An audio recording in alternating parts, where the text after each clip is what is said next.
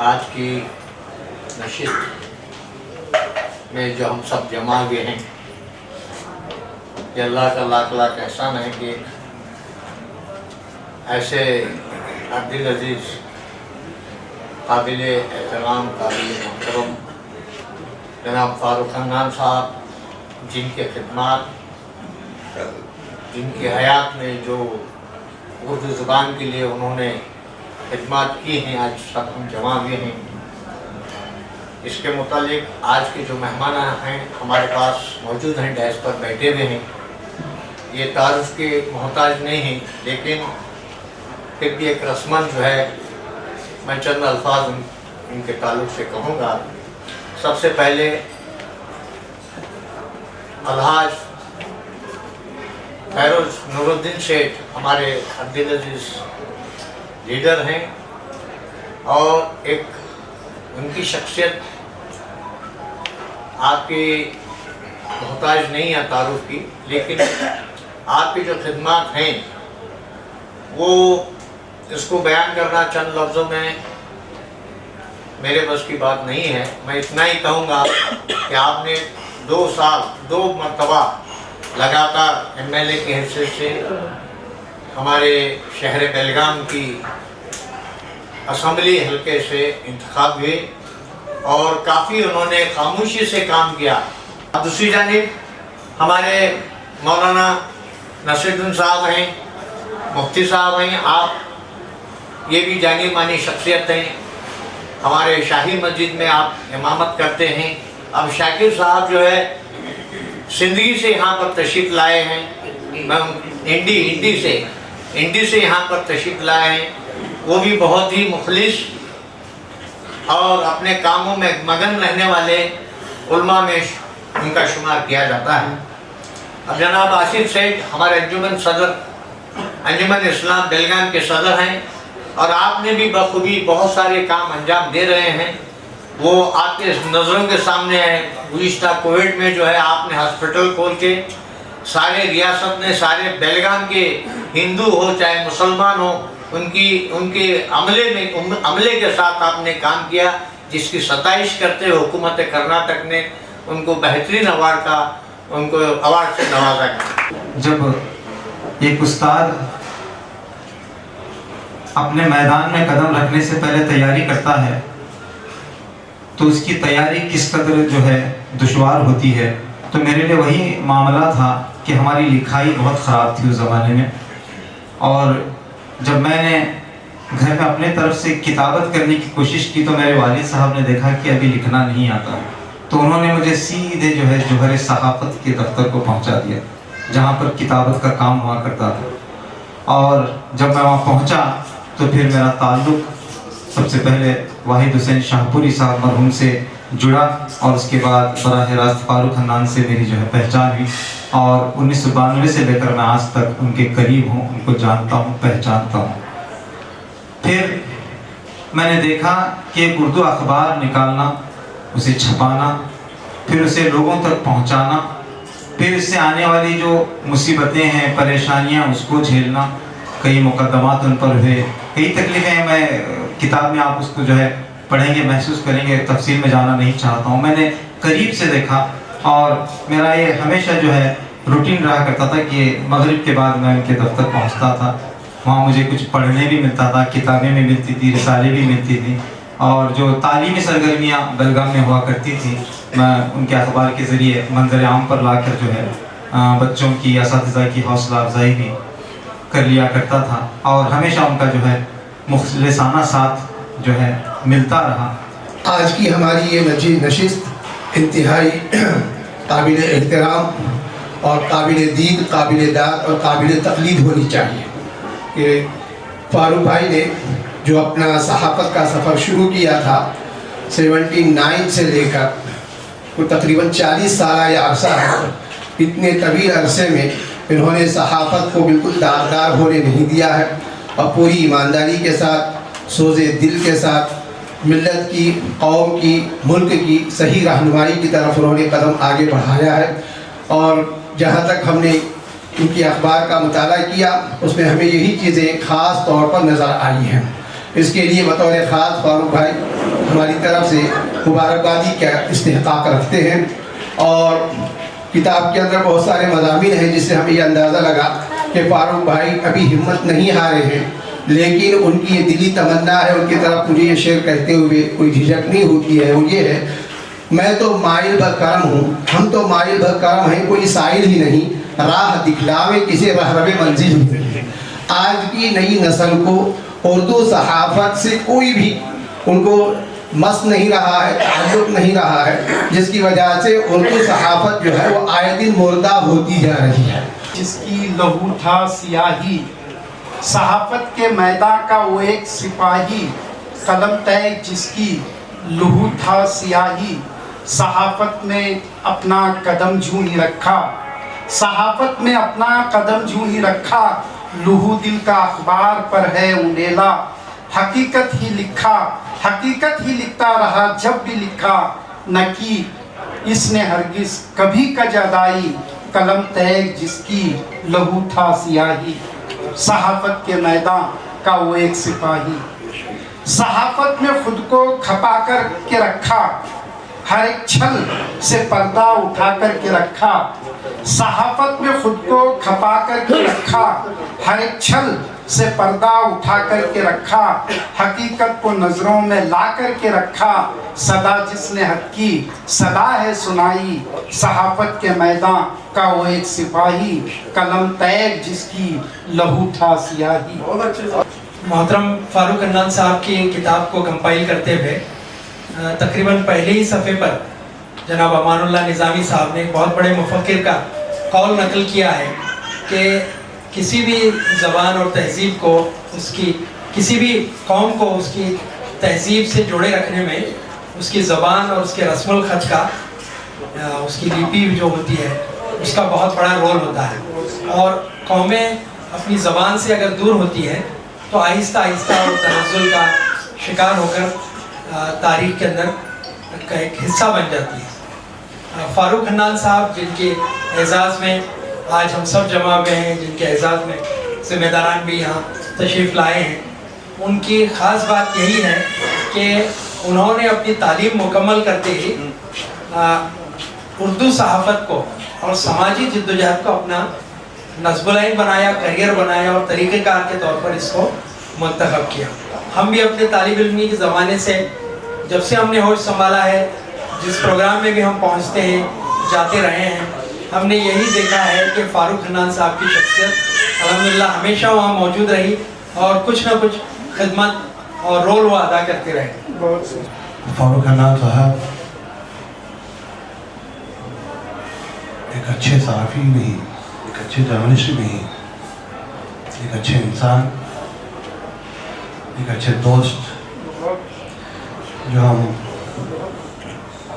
सालों सालों से देखते आ रहे हैं। इनके में कोई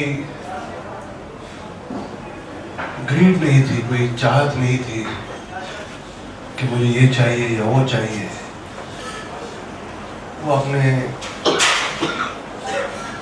सहाबत के ज़रिए लोगों तक अपने ख़यालात, अच्छे ख़यालात पहुंचाते गए हमेशा। और जब भी हम बैठ के बात करते थे तो उनके ख्याल यही रहते थे हमेशा कि हमारे कौम के लिए ऐसे चाहिए, ये करना है, ऐसे करना है, पेपर को ऐसे बढ़ाना है, पेपर को ये करना है। हमेशा ज़िंदगी भर मैं देखते आया हूँ आज 30-40 साल से कि अच्छे ख्यालात लेके ही वो अपना काम करते आए हैं। सहाफत पर गुफ्तगू करना एक लंबे वक्त के लिए दरकार है, लंबा वक्त दरकार है। छोड़ रहा हूँ। सहाफत बजाय खुद एक वादी पुरखार है जिसमें कदम रखने के बाद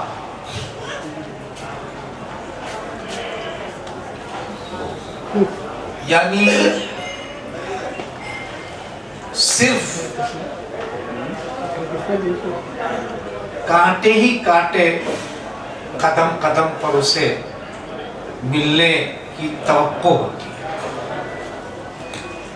उसमें उर्दू सहाफत के मैदान में कदम रखना,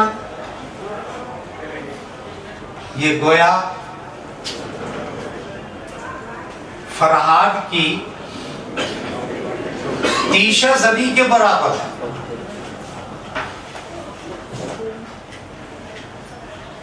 फरहाद ने तीशा सर की बाजी लगा दी, उस कोहकन को पूरी जिंदगी की बाजी लगाने के बाद इस उम्मीद पर वो बाजी लगाए हुआ था कि आज नहीं तो कल जुए शीर व शीरी से हम किनार, हम आगोश होंगे।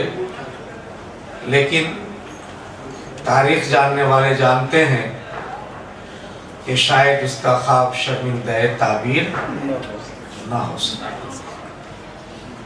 मैं सफवाना मोहम्मद इरफान जमादार, आज मैं अपने नाना के लिए कुछ अल्फाज बोलूंगी।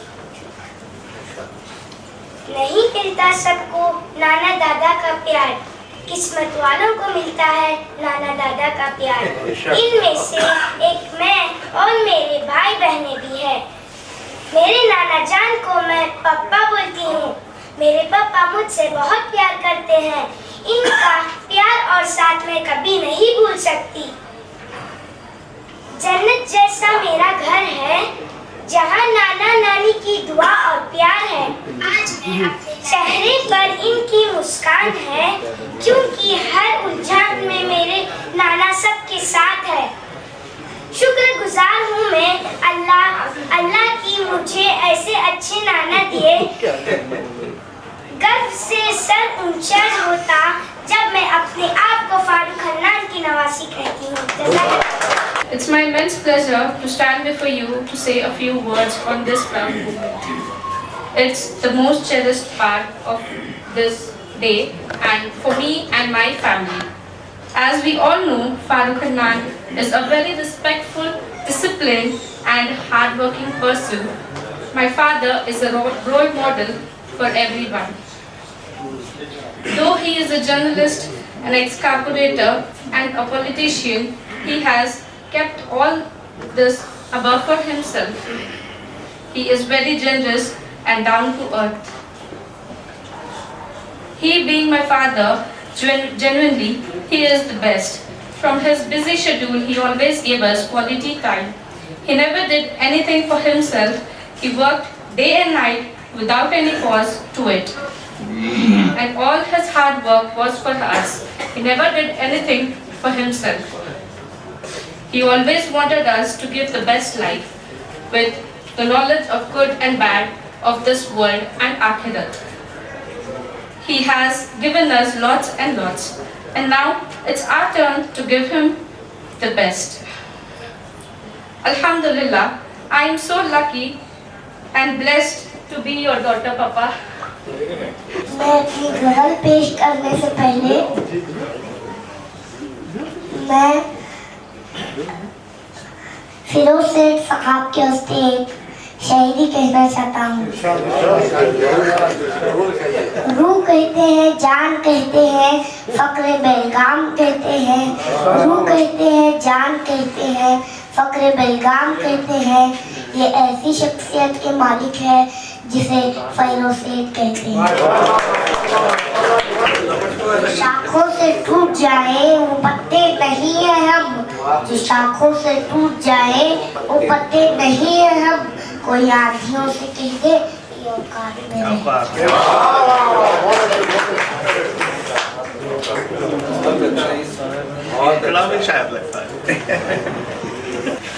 अफसोस यही है कि बेलगाम शहर में लाखों और हजारों तक के तादाद में हमने उर्दू स्टूडेंट्स को, टीचर्स को देखा है, मगर उर्दू ज़ुबान इस्तेमाल करने वालों को मैंने नहीं देखा, सिवाय स्टेज पे कभी कभी ऐसे।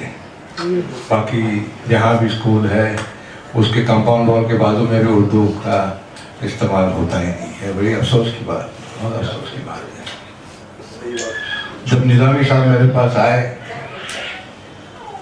बोले कि भाई फारूक भाई के बारे में कुछ लिखना है साहब, और आपसे भी पूछना है कि इनके बारे में आप क्या कहना चाहते हो, आप क्या सोचते हो, इनके कितना जानते हो, कैसे जानते हो।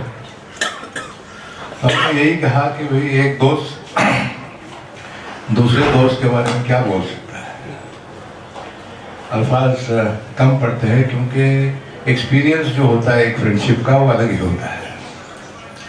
मैं यही कहूँगा कि एक बहुत ही खुददार, अपराइट, ऑनेस्ट, भरोसेमंद दोस्त मिलना बड़ा मुश्किल है ज़िंदगी में। मुझे फारूक खानदान में मिले